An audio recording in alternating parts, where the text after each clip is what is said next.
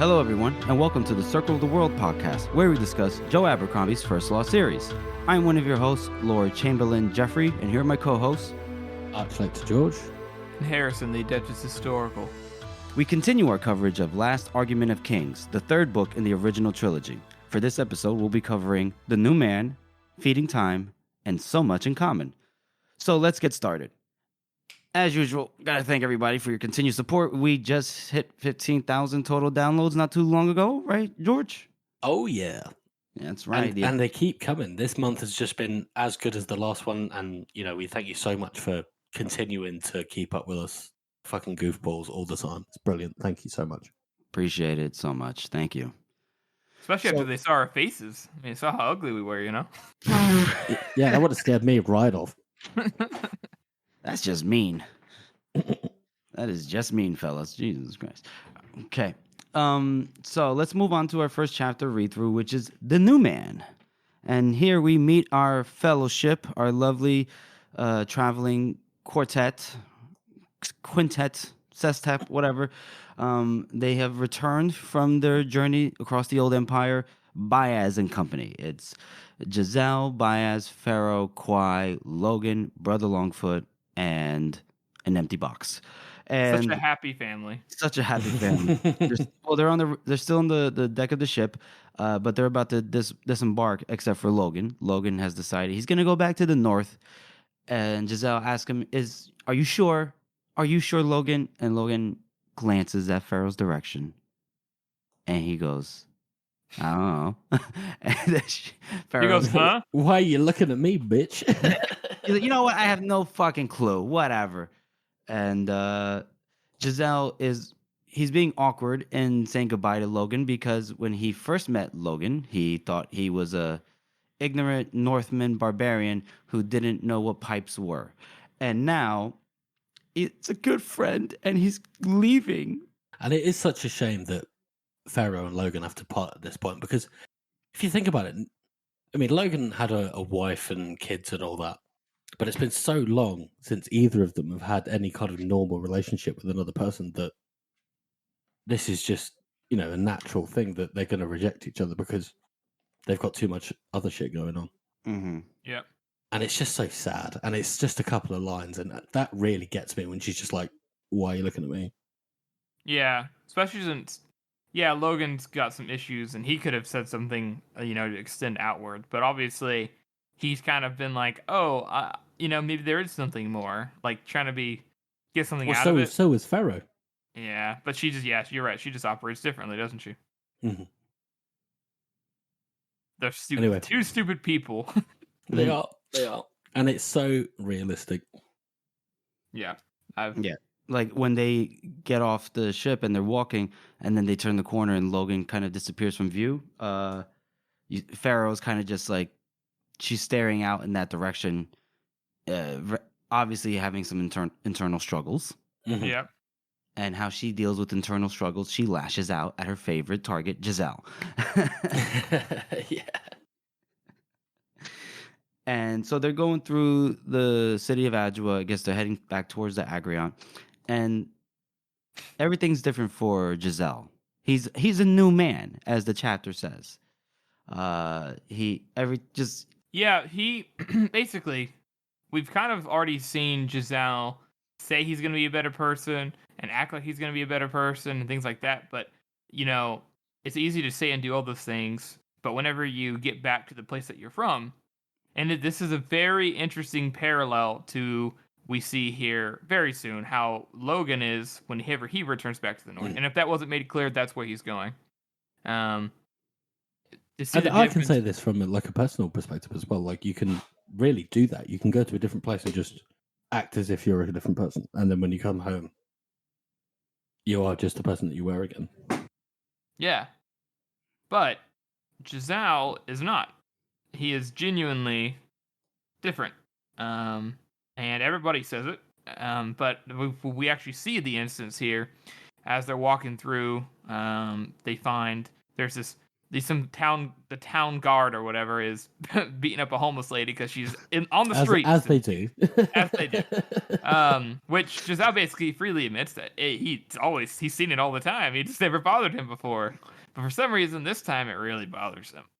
So he does something very noble, and he's all bravado about it too. He's like, "You dare touch a woman of the Union? She has every right to be here as you," and like whips out his fucking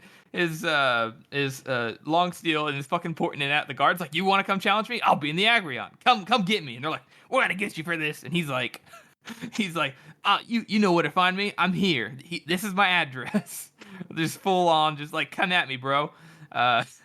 Which is hilarious. I love the way that he says it as well. "Well, finding me will present no difficulty. My name is Captain Luthor of the King's Own. I am a resident in the Agrions." And it's just like bragging, and the guards just are like, "What the fuck?"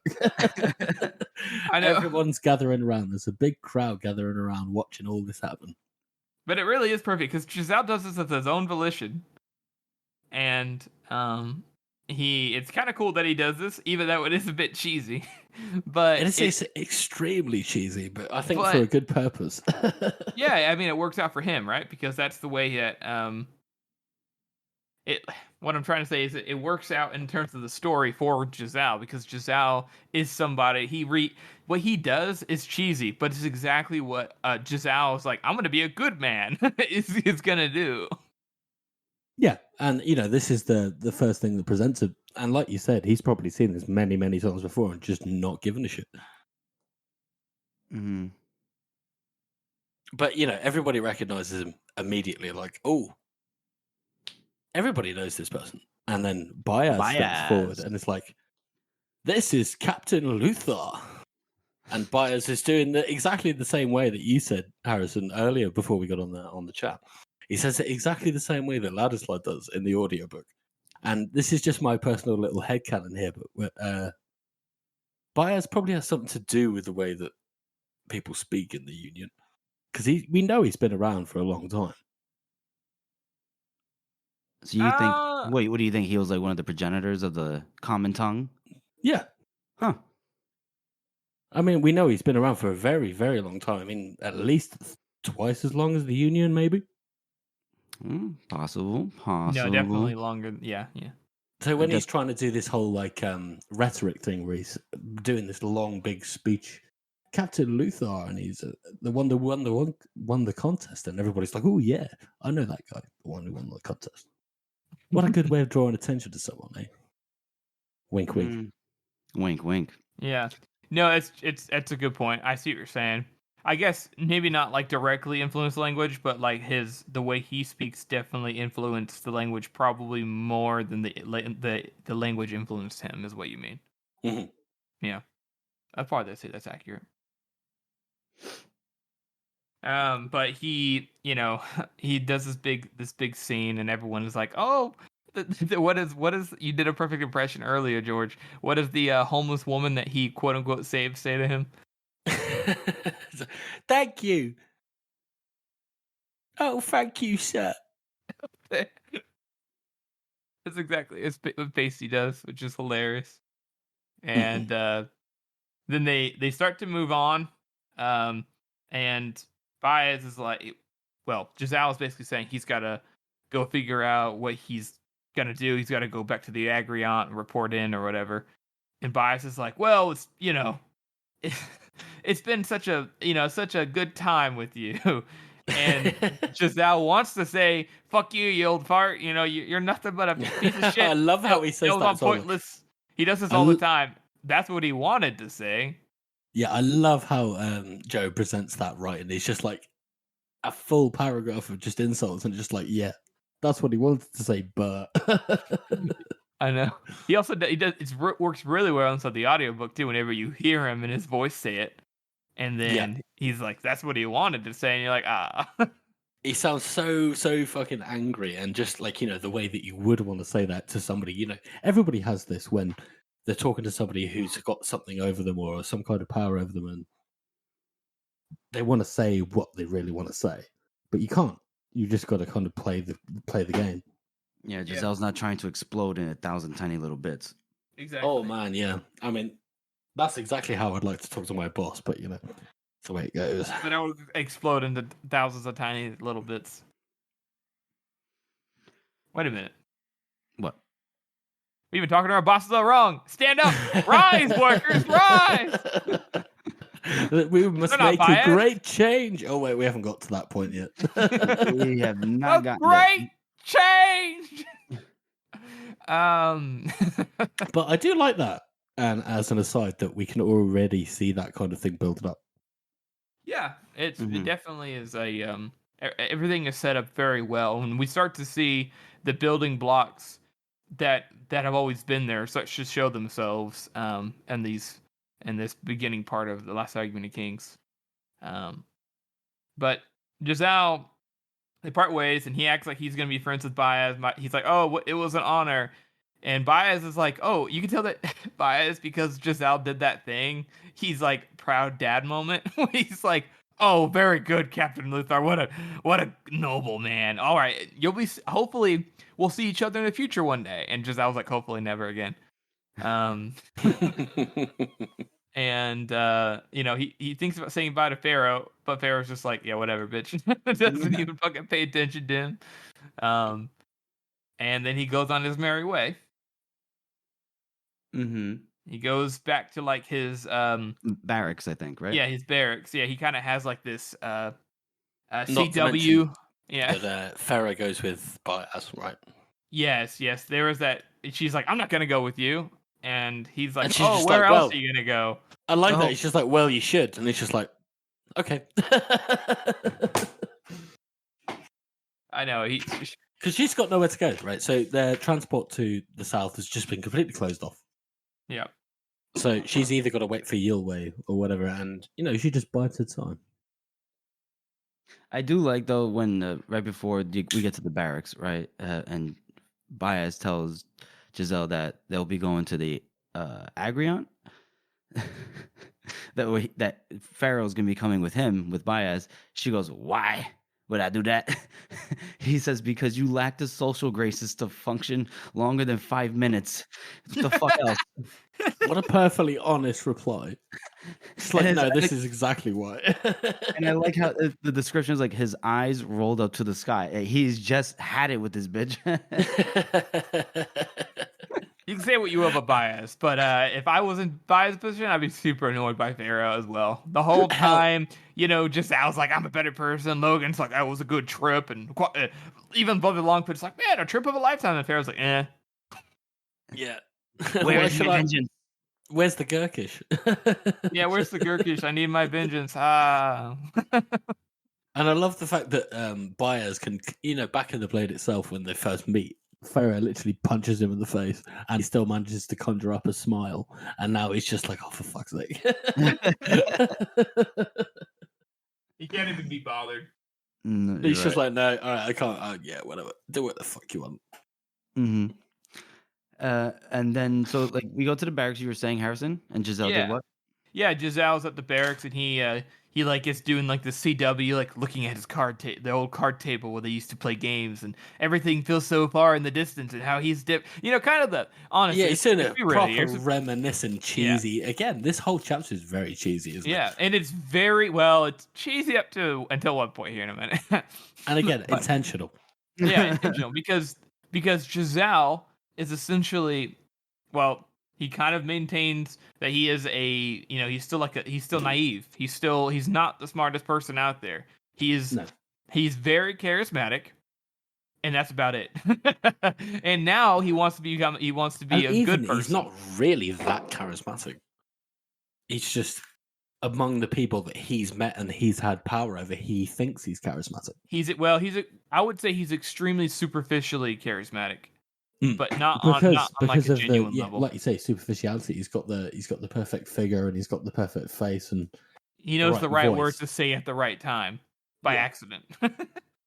He uses the right the sting words, like the words that get attention. But the point is, the little sound bites. Yeah, I would love to have like that, like a little button for Giselle's lines of like, "I am in the Acreon. You can find me there." Good. You could almost say that Giselle is starting to kind of have this good-natured uh, good. What is that term? Somebody Mm, else uses it for him. What? A benevolent good humor. Benevolent good. Was that Savine in? Who's that? That's Savine in. Oh yeah, Who's that? We can't pretend like the books don't exist. Come on, guys. That another character in a future book does say that about him. But Giselle doesn't make it out of this series, so he dies in this book, guys. So What? big spoiler there. Shut up.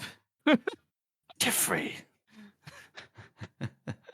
Anyways, it's very cheesy, and he like cuts, he does some, trims himself up from his long journey. He kind of gets rid of, he reevaluates himself, all very emotional for himself. He's seeing himself as a new man, and he's happy with what he sees. And now he kind of he's ready. He's cleaned himself up. He's reminisced, and now he's going to go talk to Artie. And he does have a very classic, oh, what am I going to say to her? Oh, maybe I should say this, which is hilarious. He's like, I love all I am the different returned. options. I am returned. returned. Too formal. Hello. Too Which is informal. funny enough when Casual. that phrase comes up later on in the series. Wink, wink. He, I am returned. Too formal. Hello. Too casual. I missed you. Too needy. It's me, Luthar. Too stiff. Yeah, it's fucking hilarious. He And finally. I love gets- how he knocks on the door, and then you're just like, "Oh, that's not who he expected. Some random maid." And he's like, "Oh, of course, she's a commoner, not scum." Yeah. and then he says, "I am returned." To the face, to the maid. Yeah. And she's like,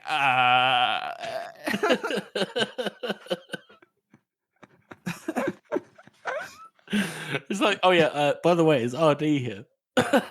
Oh yeah, no, she's here, and just lets him in straight away. That's it. Okay. fair Well, enough. no, she doesn't. She's like, oh, might I ask who's calling and whatever. And he's like, Luthor, Giselle Dan Luthor, and she's like, Luthor, Giselle Dan Luthor, and he's like, yeah, and he's like, oh, she fucking sprints back into the fucking house and it's like, come on in, because she's already heard the gossip. Oh yeah, apparently Giselle is a celebrity now. Mhm. We hear in the next couple chapters that he's been doing some crazy stuff in the West, and can't imagine who boosted that story. And it's like, man, he came in and he rescued a homeless woman after he fought in the West, and slept with princesses and fucking won battles. Like, it's crazy. He walks into the house, and I love how he comments on the garishly upholstered room, and he's like, "What the It's fuck one is of going my- on here?" I still laugh out loud on this part every time, which is the feeling had the air of somebody who had too much money, and but not the right too much money, but not enough space for in their ambitions. Yeah, which yeah. which is so perfect, because Glock is the one who designed the room. He didn't even design it. He told that guy, he's like, I want all the nice stuff in this house now. Yeah. Please put it all in there. But he goes in there to see Artie. He goes in like the little waiting room area, and it doesn't really go the way that anybody expected, I don't think. No, there's this little flirtatious episode where they're sort of like reunited, and she's brushing him off. And I feel bad for him, because he's like, oh, especially when he asks, it's like, oh, I thought you were dead. And she's like, well he's like, well, are you happy that I'm alive? I was like, not really. And he's just like, oh. He's like, it's all sad. Yeah, she's upset with him for, like, leaving her or whatever. But it's less about, as always with Giselle, and unfortunately, just with most people, because the kind of person Giselle is, it's not really about Giselle. She's just kind of upset that the guy who she kind of liked and who was kind of who was attractive, who said that he loved her, wasn't acting in love, and if she's like not surprised by that. Mhm. But then he's like, okay, well, I can see you're upset, so I'm gonna go. But Artie is noticeably, it's just particularly as soon as she stumbles toward him, is fucking wasted and is like, "You're gonna leave? You came all this way and you're not gonna have sex with me? What are you doing? Come here!" Starts fucking assaulting him. Yeah, she's pretty rough with him, isn't she? Yeah, she is. Yeah, and she's like fucking biting him and fucking yanking that thing around, and and they have a very brief, uncomfortable and brief episode over a table. Yeah, he basically she's like, he's like, all right, bitch, you want to play rough? And he fucking gets rough with her, and then they're both like, all right, well, we might as well just finish, even though they're both obviously not enjoying themselves because the way he handles her probably reminds her of the way she's been handled in the past, which probably wasn't the best thing in that kind of situation. But at the same time, she also asked for it because she was doing the same shit to him. So whatever.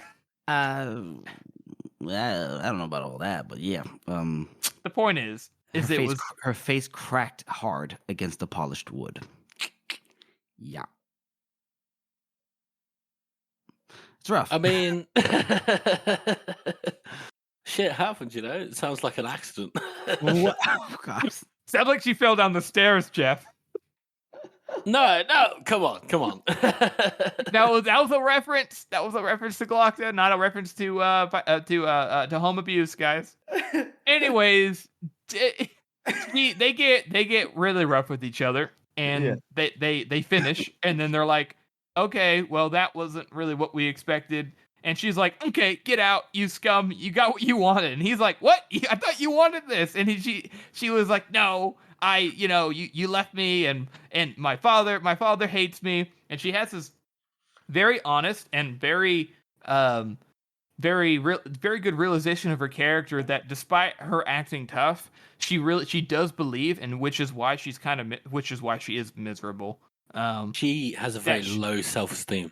Yeah, despite her confidence, despite her intelligence, all those beatings, literal and mentally, have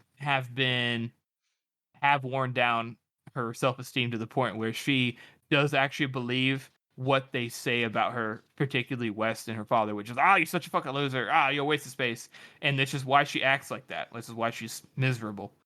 But and this is actually where I think is really interesting that people say that Joe's writing of female characters is bad because of this particular instance, I think, because of the way that Artie acts here. Mm-hmm. And in general. Yeah. It's specifically Artie that is the problem. Because she is portrayed as more of a kind of damsel, and she is waiting for Giselle to get back. And that's it. That's all she does. Well, and Giselle I can see. And West. She definitely has that major character flaw, which is the fact that despite everything that's going on, she basically also just throws a pity party and doesn't actually try to make her situation better.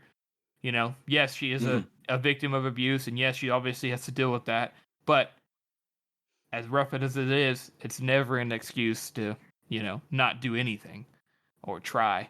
Mm-hmm. So, but then we don't know anything about it. We don't ever get her POV, so yeah, it's hard to say for sure. But Joe does an excellent job at laying out how and why and the good things and the bad things of a character who we're never in the head of.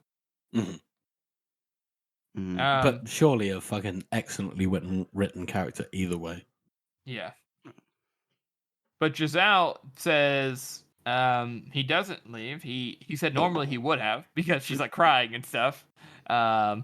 Instead, and you know what? He wants the contact. He knows that he loves her, and he tells her. Yeah. He tells her, yeah. And she's like doesn't believe him, which is that's fair. And the description is incredible. It's kind of a cough, as if she was about to be sick. Mm-hmm. Can you imagine how you'd feel if somebody had that reaction to you telling them that you loved them? Yeah, that'd be deflating, to say the least. Exactly. Yeah, it's like what Artie says to Wes in the first in the Blade itself before he starts hitting her. She's like, "Well, at least Giselle gives me attention. At least Giselle is like listens." And so she doesn't say it back, but she does accept his confession. Well, she asks why. Why? Because she knows. She kind of has that low self-esteem, like you said earlier, that it's just... It's overwhelming. It's part of most of her character is that she feels like she's nothing. And this is getting really sad. So, sorry, listeners.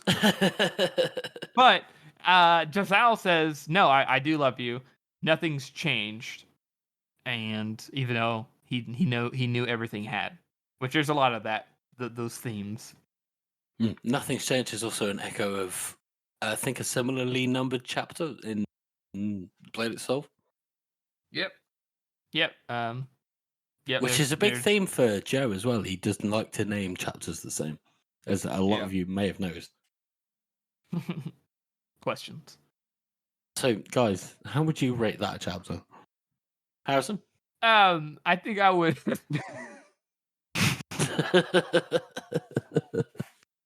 I think I'm going to rate this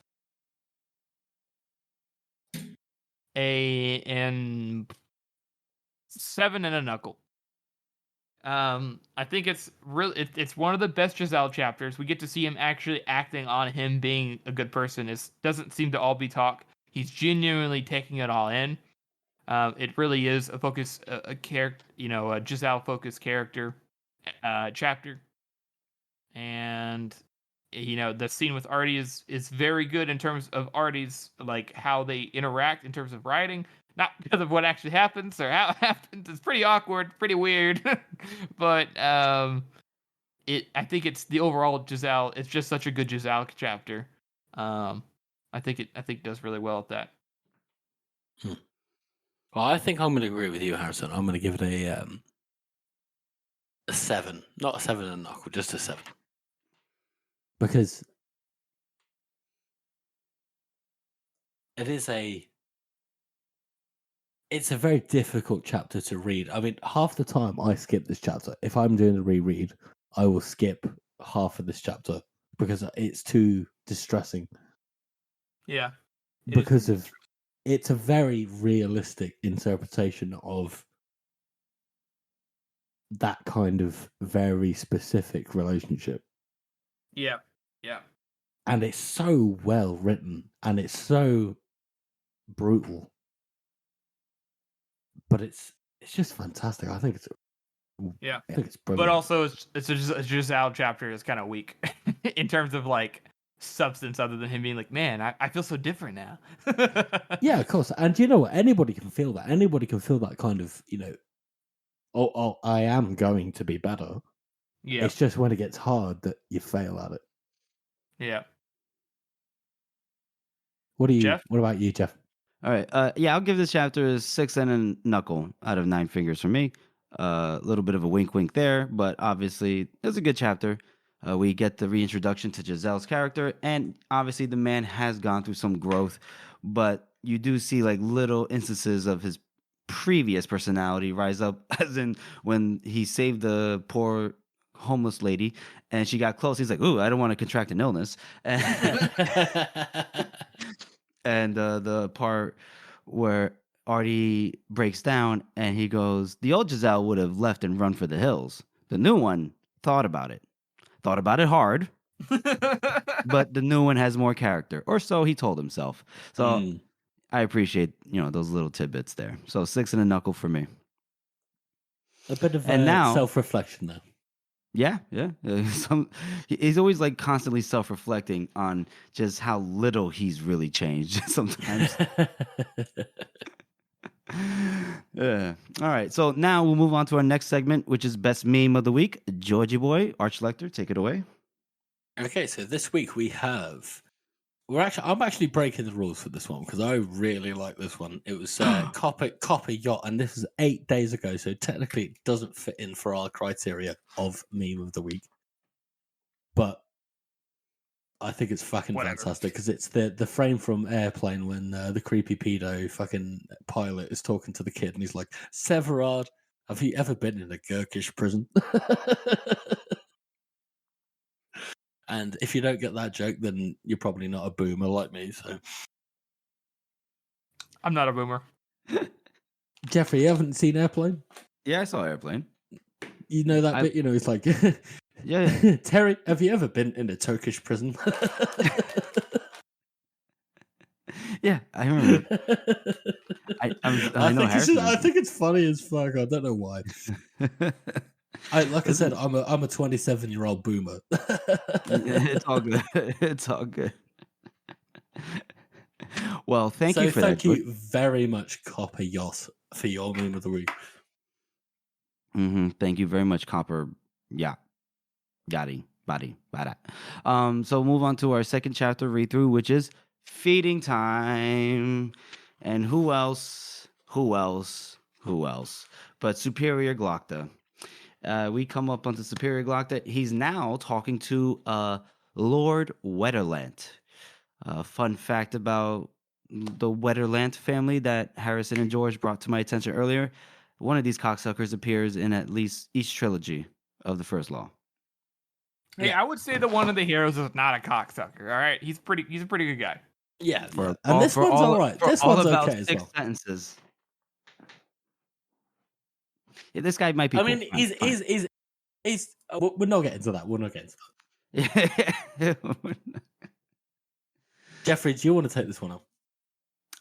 Sure. So we have so what Glocta, his whole mission is at this point for Archlector Soul is to bribe, bargain, convince, threaten, intimidate, whatever, any nobleman to be on their side for the upcoming election to elect a new king or king to be after King Guslav bites the bullet.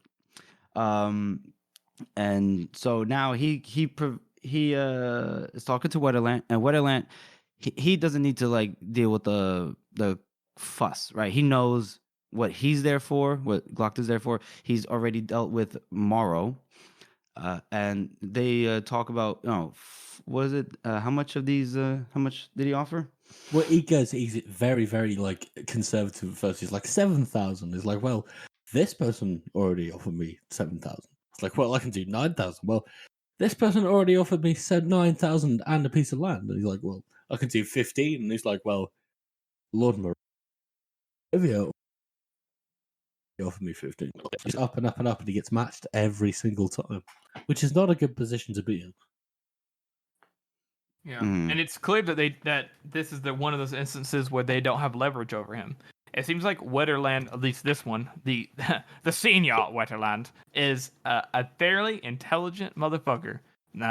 Smart enough at least to play the game and not get caught doing bad shit where that makes them have leverage over him. So, even though he only has, as he states, 4 votes, he is very clever by waiting to reveal that into the very last moment. He waits until Glocta shows his entire hand to make sure he can't do something better. He also is obviously Glocta would have approached us differently or threatened him if he had something over him. So I mean, yeah, you can see that just from the way that he approaches him. Like you say, you can see the respect or at least the feigned respect that he has for him. Yep. Carries you huge responsibility. You do this and that, and he's trying to kind of beguile him and trying to ideologically lead him rather than actually outright threaten him. Yeah. Yeah, which is really speaking to Glocta's kind of intelligence in this sort of area. Because it's not the first time we've seen this, but it's a really, really good example of it. Also, go ahead. Go ahead, Jeff. I was just gonna say, because normally we've seen Glocta, in the first book, we could kind of say noir-esque detective story, investigative.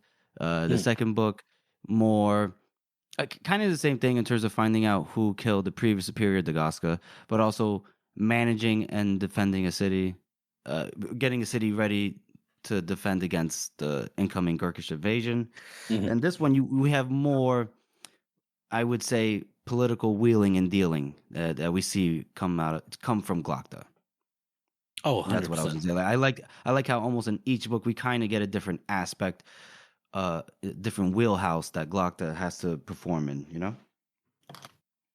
Yeah, Go I ahead, like that Harrison. as well. I was just gonna say that off of the character note, I like the fact that this bench is probably the same bench that him and Salt met at, and then him and Varuz met at, and it's like the Goodwill Hunting bench that everyone goes to have secret fucking meetings and shit. It's like everyone knows, like, you don't sit on that bench unless you're important. It's the same fucking spot. I love that. George, you cut out. Oh, What were you which, saying? by the way, we also went to go and see them. Sorry, I think I interrupted them. We did. Yes, we did. That is also the same bench that we went to go and see, wasn't it, guys? In Boston, the Goodwill Hunting bench. Yes, it was. Yeah. So I can imagine. Yeah, I never can seen imagine that movie. that Never exact seen the bench. movie still. Mate, watch that fucking film. It's on my list Do of it. movies to watch. I know it's on my list. It's on my list, guys. I'm only 23. Everyone, fuck off. Get Never watched Goodwill Hunting. Good lord. ice cream ready and just. You've never watched it, Jeff? I watched it. Isn't that what he just said? Oh shit! Sorry, Jeff, I I bet you're so old that Jeffrey, you don't even remember that you watched it. No, I watched it. Wait. Oh yeah, what happens in it, Jeffrey? George, were you What cursing? happens, Jeff? Matt Damon is a stupid janitor, but he's actually really wicked smart. And his best friend's Ben Affleck. Mina Driver's. Hey, whoa, hey, you're ruining it. What are you spoiling? I believe Sorry, you. I I'm believe sorry, you. I I'm believe sorry. you, Jeff. I believe you. She dies. I'm kidding. Anyway, Damn it.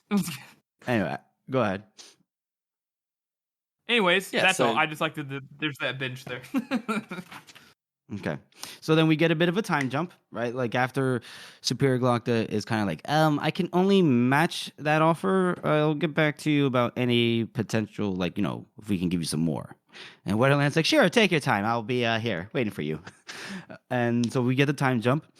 Glocta's going to go check in on Artie because that's what he's been doing lately, correct? Right, guys? Yeah, and he's like excited too. I like this little monologue he has where he's like, ooh, something where I can actually just enjoy. Like, he's actually expressing some excitement and some like possibility of enjoyment of life by going to see Artie here.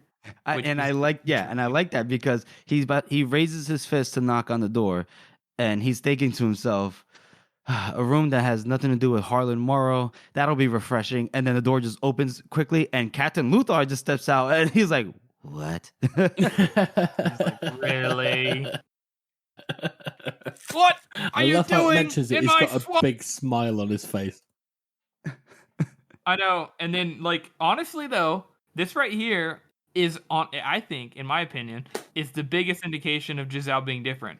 Because last time they met, Glocta was very easy to intimidate him, except whenever Giselle's like, you make me angry. But this time, he's like all good natured. He's like, oh, hey, congratulations on your promotion. Because he's like, oh, Inquisitor Glocta. He's like, superior. And he's like, oh, well, congratulations on your promotion there. And I hope you have a wonderful day. It was a pleasure seeing you again. I shall be off. But is that like, a he's all change of good character? Or is it just because he's just got laid? Could be both. Could be both. Could be both. But Glocta is definitely thrown off by him, and but Giselle doesn't he's not a dick at all, which is Right.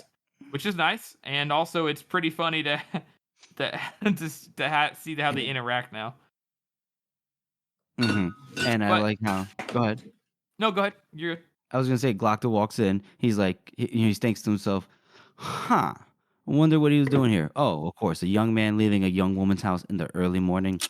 He just got laid. He walks in, and Artie's already pouring a glass of wine. This alcoholic, and she goes, this is "Did so you forget awkward, isn't something?" it? Yeah. Did you forget something, or did you really decide you couldn't live without another blowjob? Because her back is to Glocta, so she's saying I this think stuff. she was and just pouring going to a glass say of like wine. fuck or something, but Yeah, something like that. It cuts off obviously because she turns around and just sees Glocta. She goes, and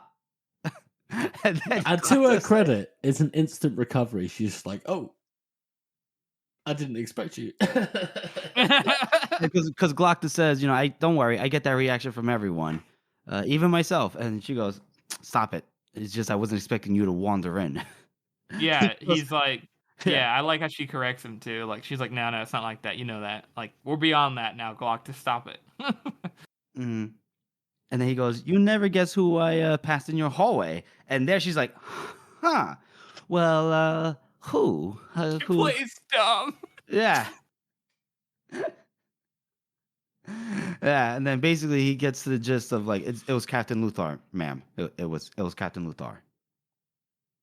And And but she, he is- again, she says, well, you said that I could fuck whoever I wanted. And he went, yeah, well, also I said, less fucking the better. But to be fair, she's been okay. She's been setting yeah, around for like, 6 months? 6 months is a Yeah. long time, guys. yeah. People Yeah, have it's a very long time. needs. I think that in this particular instance, it's very clear that he's only saying that because it's Giselle. He's only saying that because he feels differently about Artie than the way he did before. It's also Glocta's very clear definitely that jealous.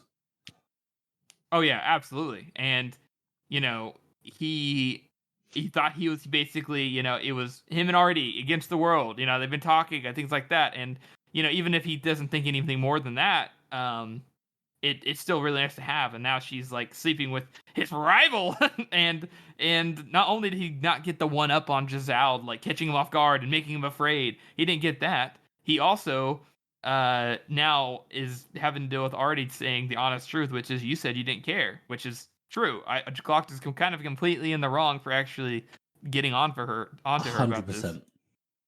I mean, Glocta is in the wrong, and I think the reason why, because he's so jealous, is because Giselle is basically him 20 years ago.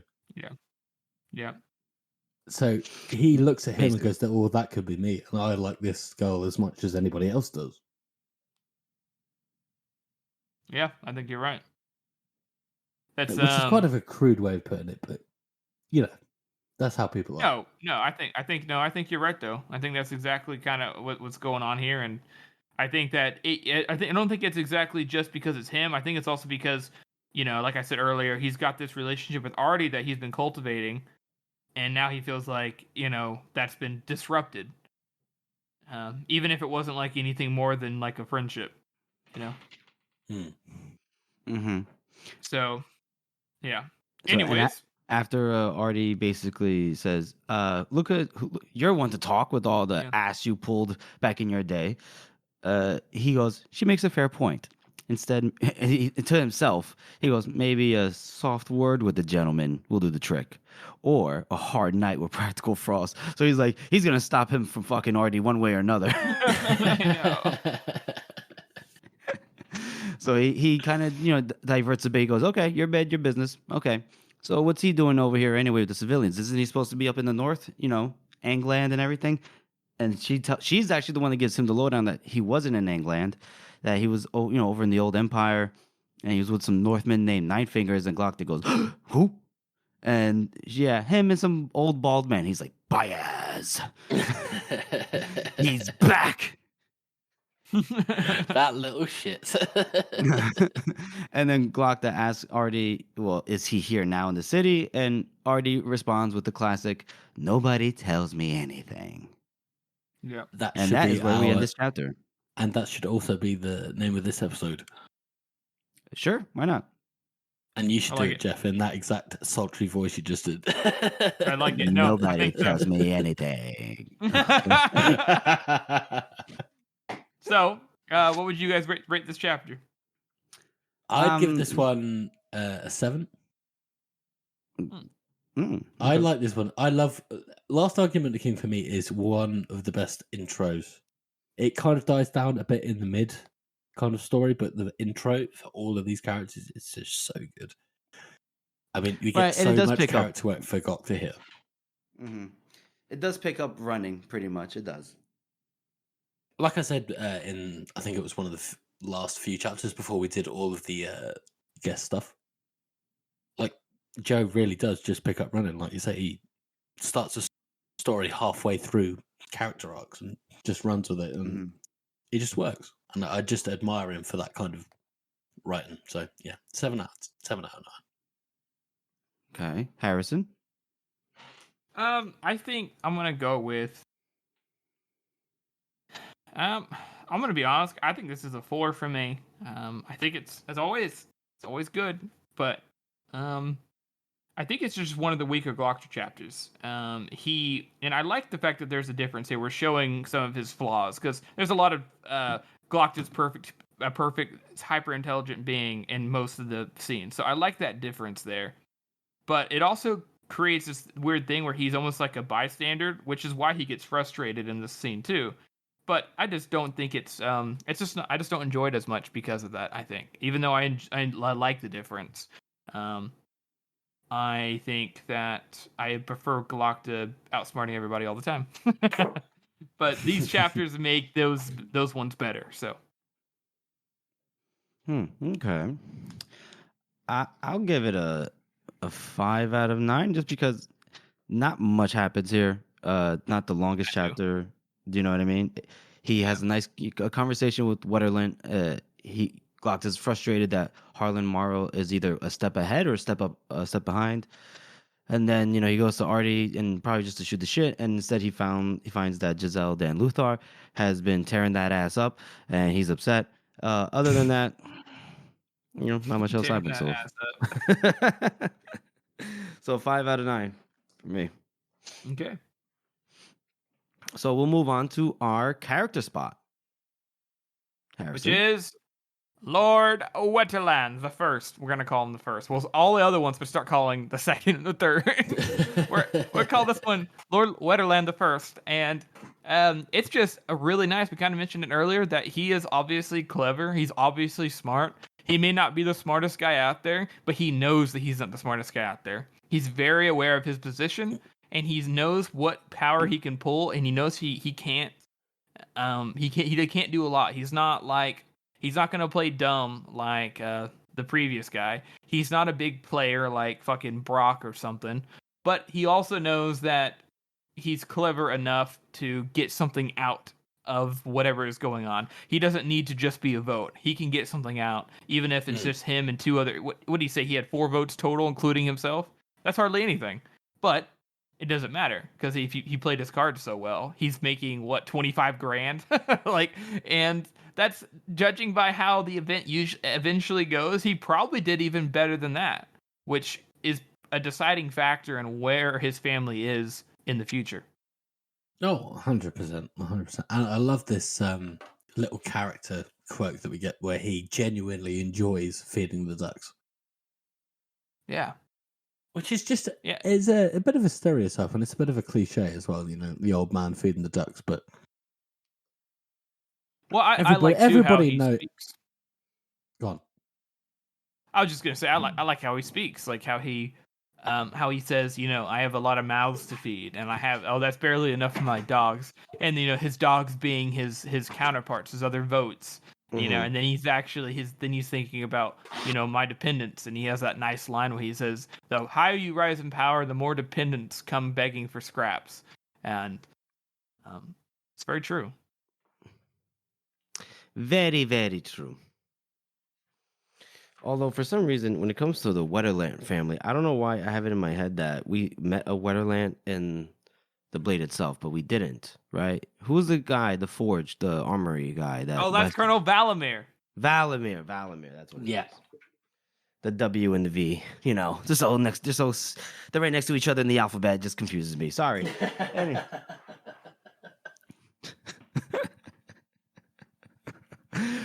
All right. Is there anything else you want to add to the character spot, Harrison? No, I think I'm good. You good? All right. So let's move on to our third and final chapter read through. So much in common. This one it's from Pharaoh's point of view, and she's pacing around the room as usual because that's what she does, and she is pissed as usual because she wants vengeance as usual. As usual. And still hasn't gotten it. As usual. And here I like this. Poor Pharaoh. Yeah, poor Pharaoh. And she's in the room with Kwai. Baez is not there, right? He's out. I think he's getting a bath or something. I can't remember. But anyway, as she's waiting and like pacing, not Pharaoh, Kwai out of nowhere says, "You should go back to the south." That just stops her in her tracks because Why who the doesn't say fuck is jack Kwai? shit? Yeah. And then here, Kwai is weird. Kwai gets a little weird. He gets, he says, "We are much alike, you and I. You may not see it, and yet we are so much in common. Baez will bring you nothing you need. He cannot be trusted. I found out too late, but you still have time. You should find another master." I'm really not sure I've if no Boy should do it, master but I'm in feel. for it. And I love What is how it? Kwai What just is literally. it? You guys are talking over each other. What did you just say? I was just saying, what is it?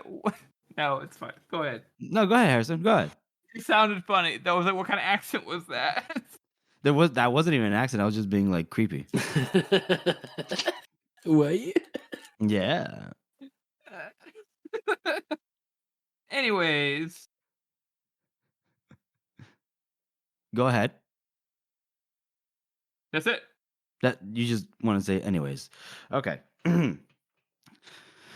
Anyways, Pharaoh asks Kwai, "Why do you stay then if Baez is not going to give you anything you need?" And then Kwai says, "Vengeance." And Pharaoh's like, "What?" And then Yeah, we can't really talk about this unless We we're going to can't. do some spoilers. we can't, right? I mean, I think anybody who reads the book knows that there's some shit going on, but we're not going to discuss that shit right now. The point is, some No. weird shit's going on. Weird shit is And going on. And On a Baez future is episode, we will be Mhm. definitely discussing it. Oh yeah, and Baez walks in the room, interrupting this conversation, and what else does he have but a teacup? And he just goes right into the balcony. He's so arrogant. He doesn't even look at anybody in the room. No, And, he just saunters right past, like, right, okay, see it. He's like, I need some sunshine. I don't want to deal with Pharaoh right now. Although it's pretty funny, right? Mm-hmm. What how she reacts with him is some of the funniest shit. Because I'm sorry, I'm having a hard time not laughing since talking about it. Someone Do you else want want to take over? It's one of my favorite scenes. what with Baez and Pharaoh? Yes. George, do you want to take this? Well, Baez basically explains to Pharaoh that there's no way to go south anymore. Right, because of, she threatens to leave, right? Yeah, she threatens to leave, and he's just like, yeah, well, you could leave if the Union wasn't at war with the Gurkhas right now, which they are. So there's no ships going south. And he's like, oh, okay. And she's like, well, do you still want your revenge? And he's like, well, yeah. And then Euro Silver walks in and is like, the famous Pharaoh Maujid. Whatever the fuck he says. It's good to meet somebody of your lineage. And he's just like, well, who the fuck are you? This is the scene where George realized that he hates Euro Silver. Because he's like, oh, my master. Ah! And he's like, yes, Euro, you have never let me down. He's like, yes, master. What do you need me to do now? That's exactly what it's like. Yeah, Yoro Sulfur is just a fucking absolute stooge. He's a henchman. But he does say, oh, do you need this book now? This Glustrad's book? And Baez is like, no, I don't need that now. The plan did not go according to what we thought out in the West. And but in regards to our other plans, nothing has changed. And then they're like, okay, Pharaoh, can you leave? I have a guest coming in. I love. She gets so sullen and like childish, just like dragging her feet and just like, oh, I guess I'll go. She's like, she was happy to leave, but she took her time moving. If only because Baez wanted her gone quickly. She unfolded her arms, stood on the spot, and stretched. Strolled towards the door on a roundabout route, letting her feet scuff against the boards and fill the room with her ugly scraping. She stopped on the way to gaze at a picture, to poke a chair, to flick a shiny pot, None of them interested her at all. All while Kwai watched, and Bias frowned, and Sulfur grinned, his knowing little grin. She stopped at the doorway. Now? Yes, now! Fucking Magi, she said as she walked through the door. Before we continue on, I just want to say there was this nice burn that Baez imparted upon Pharaoh earlier, Yes. where Baez goes, "Why is it that you insist on testing the limits of my patience? It is not without an end, you know." And she goes, "Neither is mine." And he goes, "Poof, yours doesn't even have a beginning, as Master Nine Fingers can no doubt testify." Bam! Yeah, it's good. They literally just have a roast session where they're trying to roast each other. Like, oh yeah, well your girlfriend, your ex-girlfriend, oh yeah, your ex-boyfriend. Yeah. It's just stupid, but it's so perfect for them. The one-liners is just so good. And it is exactly that, isn't it? Because Pharaoh comes back at him with about Ptolemy and all that shit. Yeah, I remember that story. Mm-hmm. And she's just like, "Oh well, you have a sharp memory, but you gotta go fuck yourself."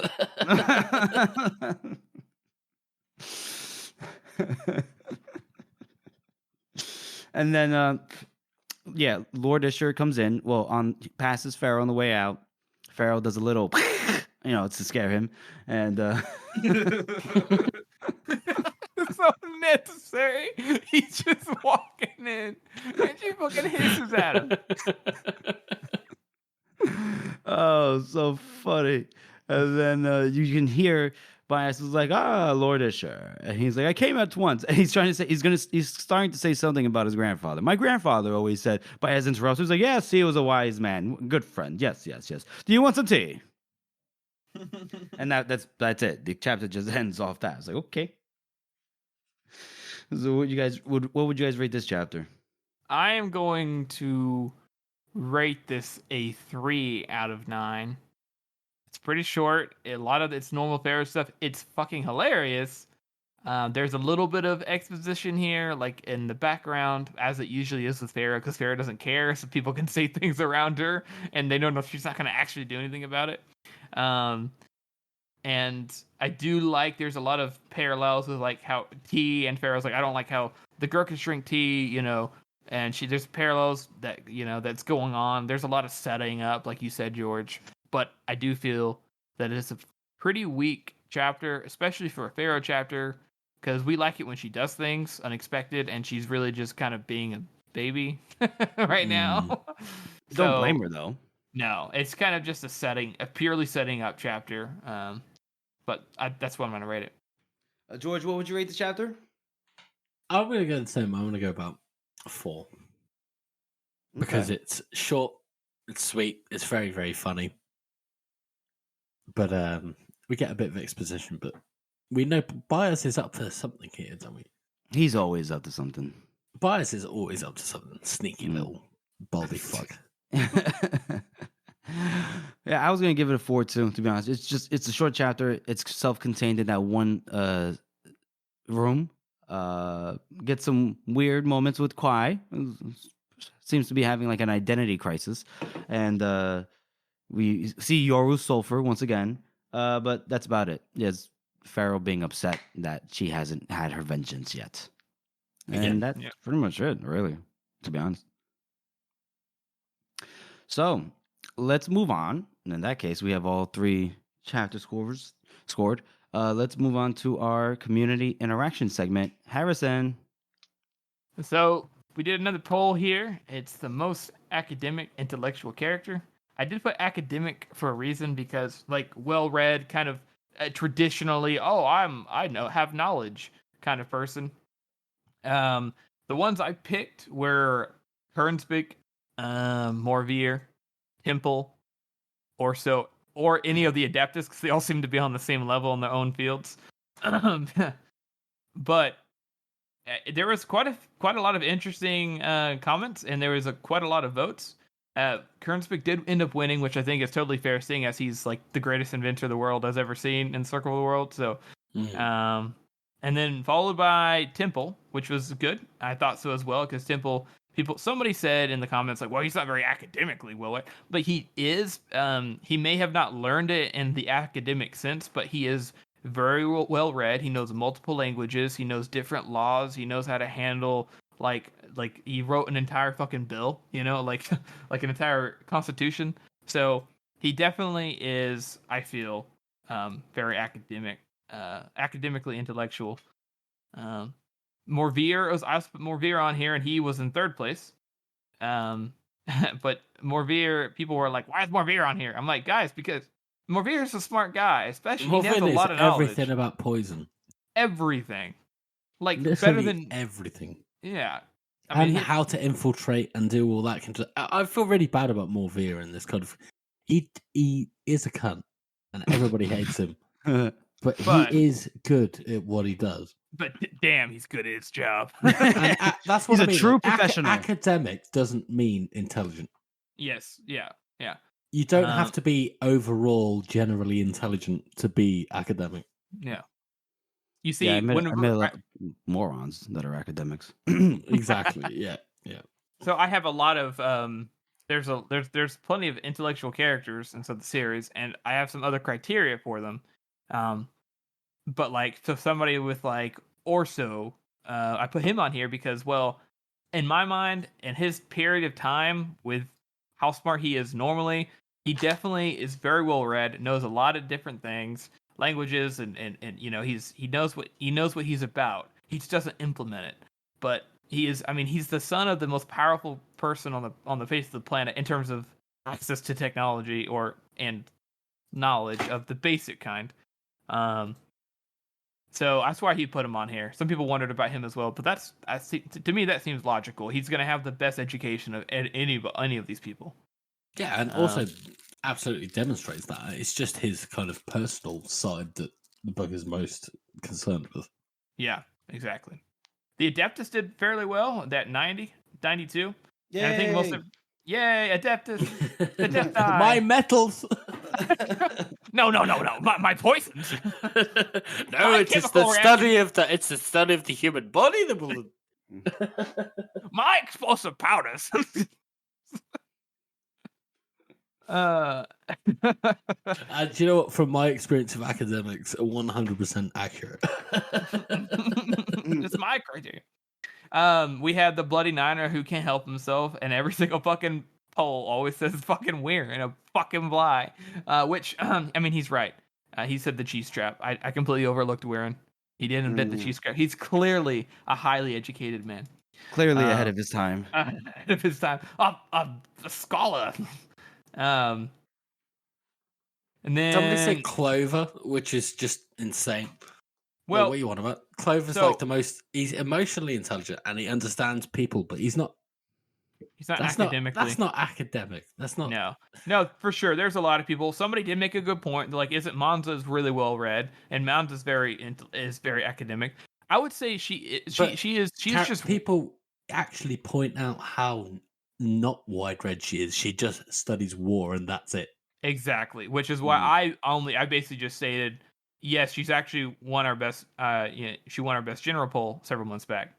And he was like, "Oh, this seems about right." And somebody said, "Well, Casca is very well read." And actually, Casca, I must admit, Casca is pretty academic. He knows a lot of things, but he's also bullshitting half the time. So he's also bullshitting half the time. Mm-hmm. I am shocked that nobody said Rogon.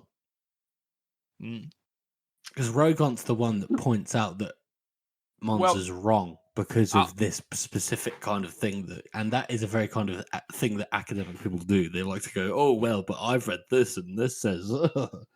No, that's a good point. Yeah, that's a great point. I didn't think about that. Rogon is up there. And maybe inside of I have another poll coming up that I'm thinking about doing, like most political savvy.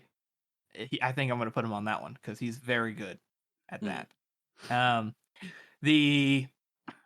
Somebody else at the very top said basically, "Hey, Baez. Obviously, how can no one say Baez?" I'm like, yes, absolutely Baez. But like, if I put him on the poll, he's absolutely going to win. And I'm not going to put him in any of them because when it comes to intelligence or political machinations or he's going to be at the top of every single one of them because he is the best. But he also, it's kind of cheating because he's been around for like 1,000 years. I mean, you're going to be better at most things, especially if that's your motivation. So Yeah. But anyways. And what a fantastic poll, Harrison. That's just inspired. Chef's kiss. Thank you, George. I did enjoy seeing everybody try to figure out what academic meant, but it was pretty entertaining. That's funny. That's our show, everyone. We want to thank you all for listening and supporting this podcast. As you know, this is a passion project for the three of us, and your support really does mean a lot to us. Join us next week as we cover honesty and ghosts. Make sure you check out our YouTube channel because there's loads of good stuff on there, including all of our faces live. So join in for that. And if you haven't already, please subscribe to our podcast on Apple Podcasts, Spotify, Google Podcasts, or any podcast app that you use. And please make sure to rate and review this podcast as it helps to spread our reach. Thank you all again for listening. Nobody tells me anything.